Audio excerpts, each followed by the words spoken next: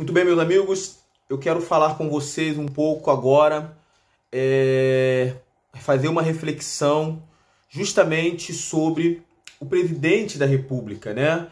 Pós 7 de setembro, nós precisamos avaliar o comportamento e as ações da presidência da República em resposta justamente às manifestações populares que o fortaleceram, porque foram manifestações a seu favor. Então eu queria, nesse momento, iniciar uma avaliação, uma reflexão minha pessoal sobre o pós 7 de setembro da parte da presidência da República. Queridos, é preciso, num primeiro momento, a gente fazer uma análise distinta do comportamento do presidente da República. Até para que nós possamos entender todo o processo. O presidente vai para as ruas, e eu quero voltar aí no dia 7. Primeiro ele convoca, ele diz... As manifestações do dia 7 de setembro não foram um chamado do presidente da República. Não foi ele quem colocou na agenda do Brasil as manifestações de 7 de setembro. Mas ele abraça o 7 de setembro até pelo cenário político que se estabelecia. Nós tínhamos um cenário político absolutamente conturbado no país. Nós tivemos o presidente de um dos maiores partidos políticos do Brasil sendo preso, o ex-deputado Roberto Jefferson. E ele foi preso por emissão de opinião, tá bom? Roberto Jefferson não foi preso porque cometeu qualquer crime. Os crimes cometidos por Roberto Jefferson, ele foi julgado, condenado e respondeu por eles de acordo com a lei. E aí, se foi muito brando, se não foi muito brando, as punições a Roberto Jefferson, isso não vem em discussão. Então, Roberto Jefferson ele foi preso por emissão de opinião. Foi duro, foi enfático, fez acusações, chegou a fazer ameaças. Deveria responder pelas suas falas. Mas não, ele foi preso. Ok? Paralelo a isso, nós já víamos tendo no Brasil a prisão de outros, do Oswaldo Eustáquio, né? Que que foi preso por 2 ocasiões, está paralítico, e é um cara que vem combatendo fortemente as ações da Suprema Corte do país, e em especial o ministro Alexandre de Moraes. A gente não pode ignorar que ele foi preso alguns dias depois da primeira vez, alguns dias depois de ter feito uma matéria falando do aumento significativo na renda, nos ganhos da esposa do ministro Alexandre de Moraes. A gente não pode ignorar que o jornalista Oswaldo Eustáquio foi agredido dentro da cadeia, sob custódia do Estado.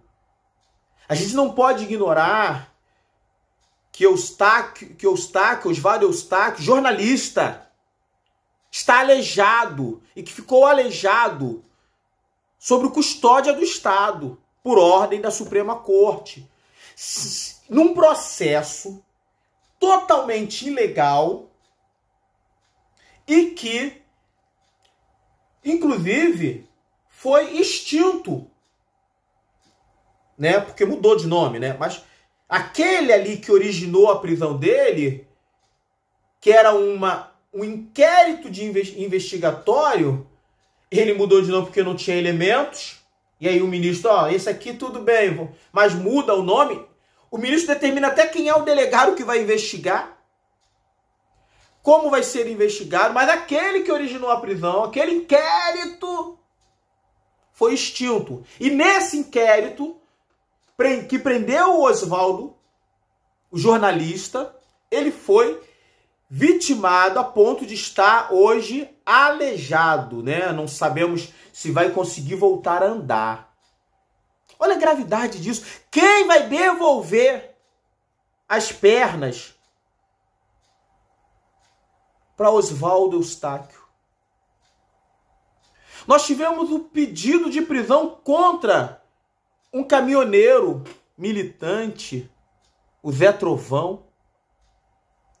Nós tivemos a desmonetização de sites.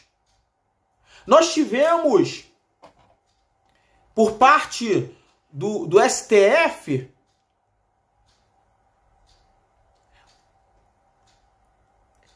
sites, redes sociais sendo tiradas do ar, sendo desmonetizadas.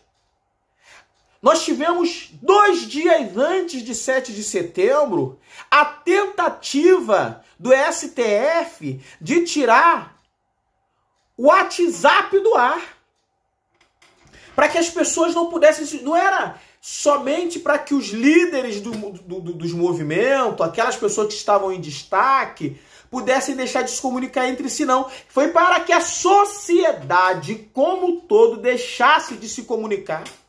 Nós tivemos o bloqueio de contas bancárias, injustificadamente, porque estavam financiando movimentos antidemocráticos. Quais os movimentos antidemocráticos? Quais as ações antidemocráticas?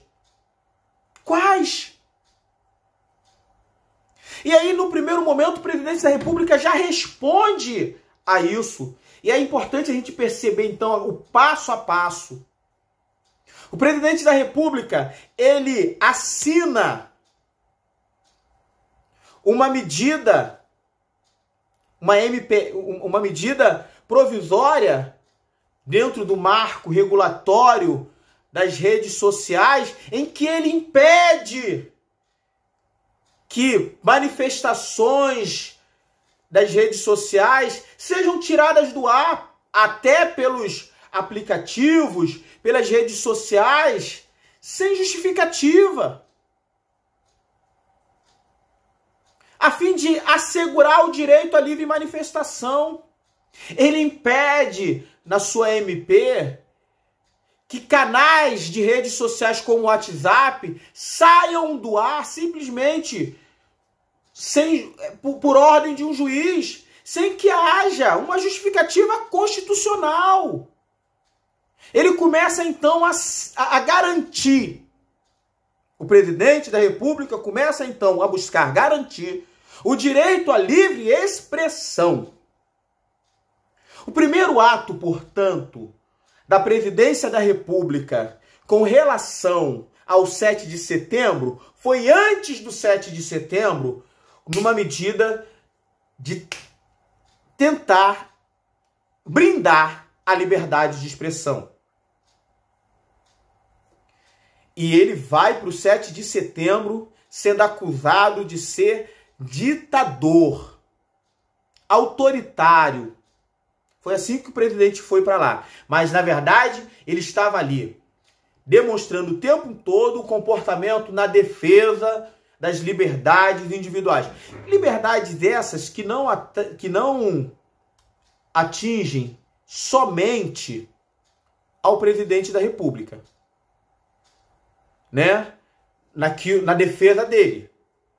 Defende, inclusive, os seus críticos, porque quem critica o presidente da República tem ali assegurado a sua liberdade de criticar o governo, o presidente, da forma como tem feito.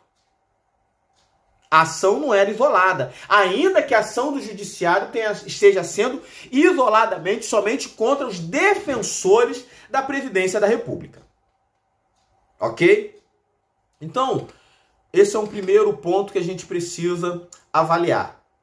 Depois, nós precisamos avaliar também a fala do presidente da República em 7 de setembro. Eu falo que são 3 falas importantes. A primeira fala, no ato cerimonial, no Palácio do Planalto, na comemoração do Dia da Independência, dos 199 anos da Independência, ali, uma fala curta. O presidente fala que da parte, que esse dia era um dia importantíssimo, inclusive pelas manifestações que se anunciavam, em que ele estaria presente. Um dia em que todos deveriam ouvir, abrir os seus ouvidos. Estou falando do que o presidente fala ali no Palácio do Planalto. Um dia em que todos deveriam se tornar mais flexível a voz das ruas. Um dia em que deveria ser estabelecido um novo diálogo, um novo ponto de diálogo entre os poderes da República e de autocrítica nos poderes da República, e ele ainda acrescenta que, inclusive, do próprio presidente. A partir dali, o presidente Bolsonaro vai para a manifestação em Brasília, e na sua fala ali, que já foi uma fala dura, ele faz críticas aos poderes da República, em especial ao STF, que é o grande alvo das manifestações, e faz uma dura cobrança de enquadramento dos poderes da República. E faz também, e nessa sua colocação, ele se coloca, é importante dizer, ele se coloca como um dos poderes que precisa estar atento às críticas que vêm das ruas, mesmo sendo ele alvo de fortalecimento das manifestações populares. Ele fala, nós todos, inclusive o presidente da República, inclusive eu, precisamos fazer uma autocrítica e ouvir as ruas. E ele diz que havia necessidade de enquadramento do chefe dos outros poderes, dos seus, inclusive do presidente do STF, aos seus ministros, chamar para conversar, vem cá.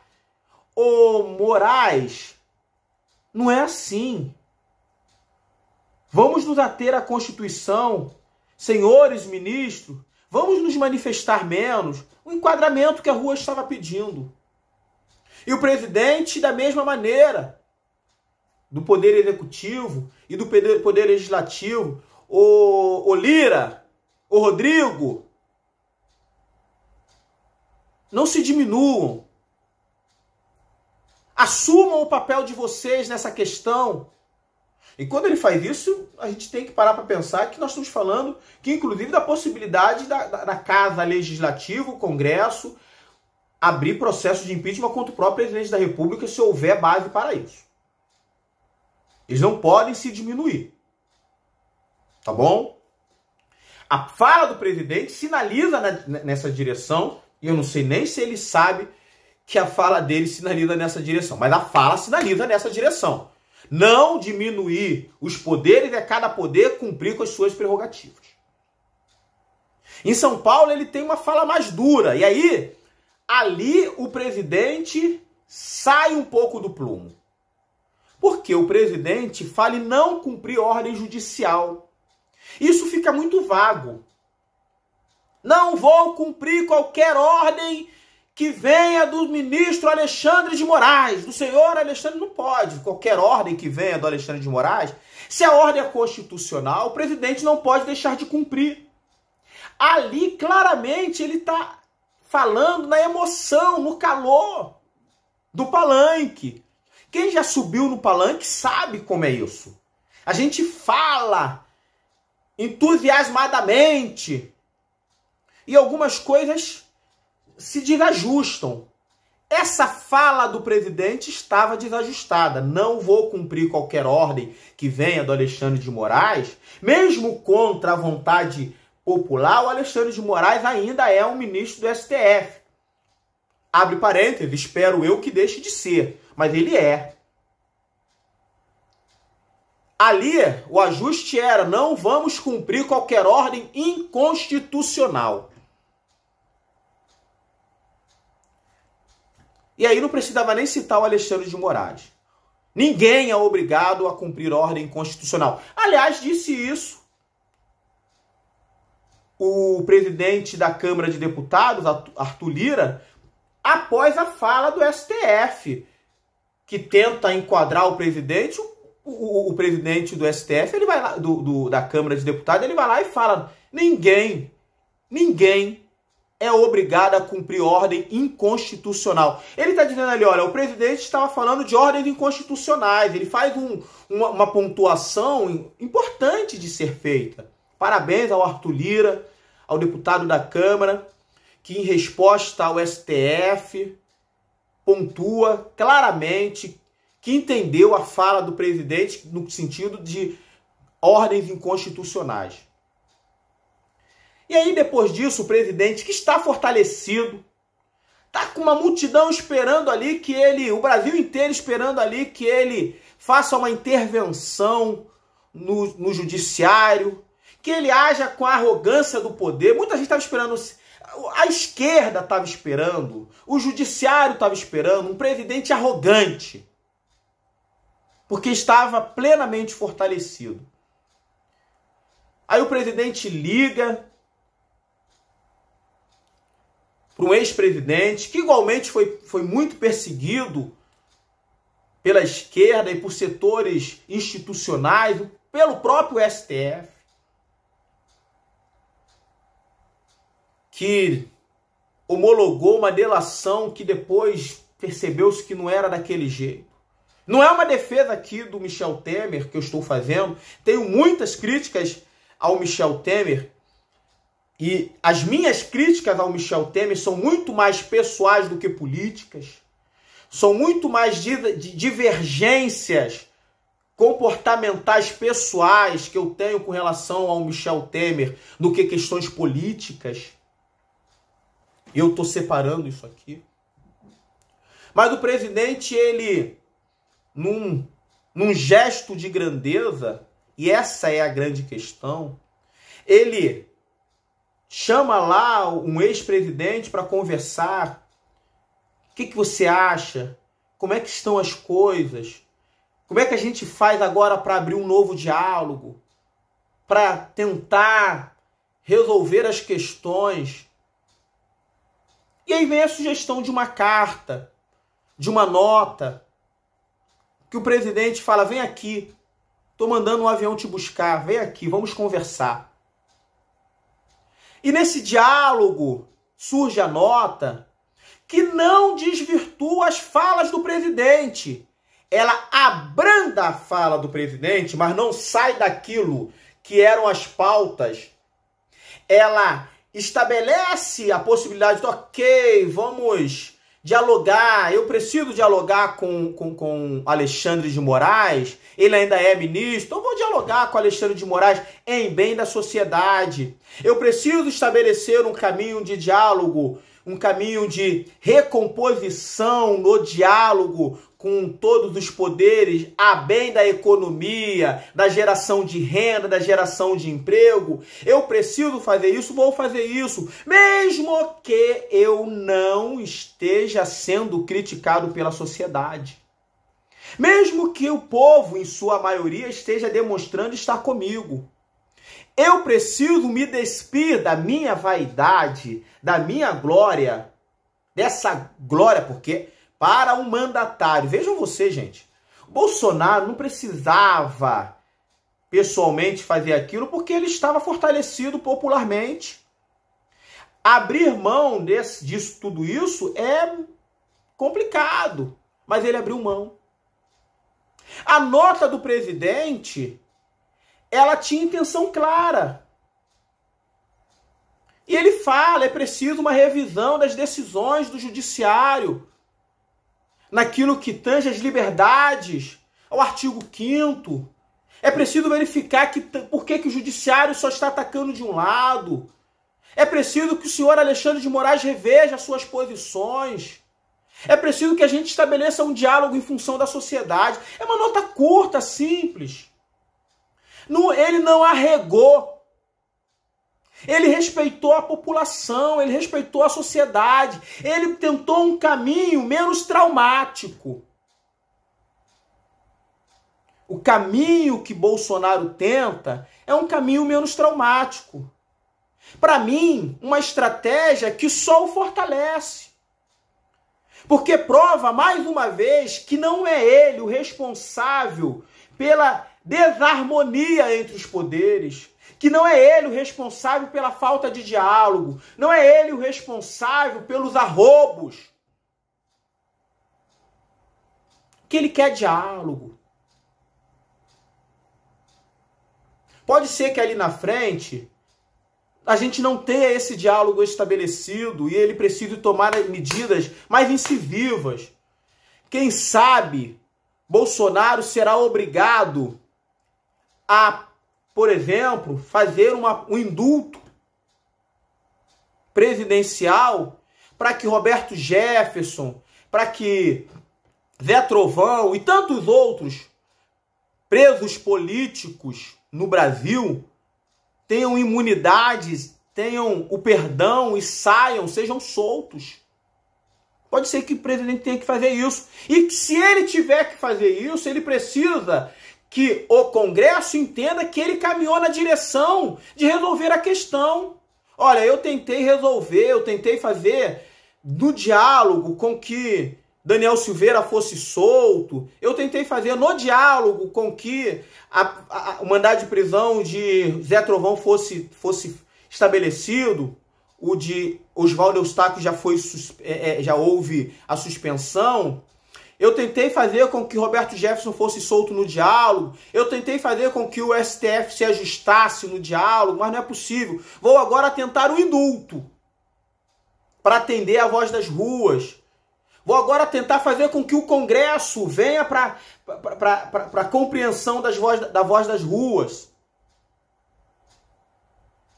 Ele está dando passos na direção da recomposição dos poderes, cada um no seu quadrado, para tentar se reajustar e fazer com que haja o menor dano possível, naquilo que for possível, à sociedade. Isso significa dizer afetar o mínimo possível a economia, a geração de empregos. Isso significa dizer afetar o mínimo possível na questão da segurança institucional. O presidente está sendo um estadista. A nota à nação que o presidente emitiu 2 dias após o 7 de setembro, no dia 9 de setembro, é uma nota de humildade. É uma nota digna de reconhecimento de alguém que, tendo apoio popular, sendo reconhecido, único presidente da história do país, que a população vai às ruas repetidamente defendê-los, sem que ele precise convocar. Ele se veste por um manto de humildade para beneficiar e fortalecer não a si, mas a sociedade que vem sendo sofrendo e que pode ser a mais prejudicada com determinadas ações. O presidente deixa de ser um militante político de redes sociais, de palanque, para justamente fazer aquilo que a sociedade pediu que ele fizesse, ser o mandatário. Quando o Bolsonaro emite aquela nota, ele não apenas age estrategicamente, mas ele atende o clamor da sociedade. Seja o nosso líder, olhe por nós, seja o mandatário, atente-se para a sociedade. Nós estamos sofrendo, nós não queremos sofrer mais com esses desarrobos dos poderes. Aí ele vai lá e fala assim, ok, eu sei que vocês estão sofrendo, eu sei que a sociedade é a maior prejudicada, eu vou humildemente tentar abaixar os ânimos dos poderes, diminuindo, inclusive, a minha própria autoestima. Porque eu disse que eu estaria onde o povo estivesse. Porque eu disse que defenderia esse povo, custasse o que custasse. E nesse momento vai me custar, inclusive, a perca da compreensão. Nesse momento vai me custar, inclusive, a perca de seguidores. Nesse momento vai me custar, inclusive, a perca de militantes. Mas eu o farei. Porque preciso fazer pelo povo, lutar pelo povo. Essa é a minha leitura sobre a nota do presidente da República. No primeiro momento não foi. No primeiro momento foi de frustração. No segundo momento, de análise do cenário, de todas as possibilidades, eu devo aplaudir o presidente pela sua grandeza. Meus amigos, mais à frente eu quero falar sobre o que precisamos fazer numa recomposição política daquilo que deve acontecer, inclusive, a partir de 2022. Nesse sentido, eu quero até humildemente pedir desculpa pelo vídeo longo, pelos 3 vídeos que passaram aí longos. Se decepcionei na análise, mas é a verdade do meu sentimento, daquilo que estou pensando. Não tenho me manifestado dessa maneira, mas hoje decidi fazê-lo. Porque o cenário hoje exige que a gente faça uma análise mais verdadeira sobre os acontecidos. Nós queríamos, porque estamos cansados, uma medida enérgica do presidente. Mas eu acho que o presidente acertou na defesa da sociedade, dos mais sofridos, do povão. Por isso, eu acho que nesse momento, mais acertou o presidente do que errou. Acho que vem aí outras medidas na tentativa de ajuste. Pode ser que venha um indulto se não houver uma recomposição no judiciário com relação aos presos políticos. Pode ser que o presidente tenha que fazer alguns reajustes internos na defesa da sociedade, da população. Mas nesse momento o presidente está agindo corretamente na defesa da sociedade. Eu acho que é isso mesmo. Está sendo humilde, suficiente para defender o bem maior, que é o povo brasileiro. Obrigado por se você me ouviu nessas 3 reflexões. Obrigado pela sua atenção. Eu espero estar fazendo uma reflexão correta, porque eu faço essa reflexão pensando sempre no melhor de cada um de nós brasileiros que temos sofrido com esses desarranjos. Valeu, gente!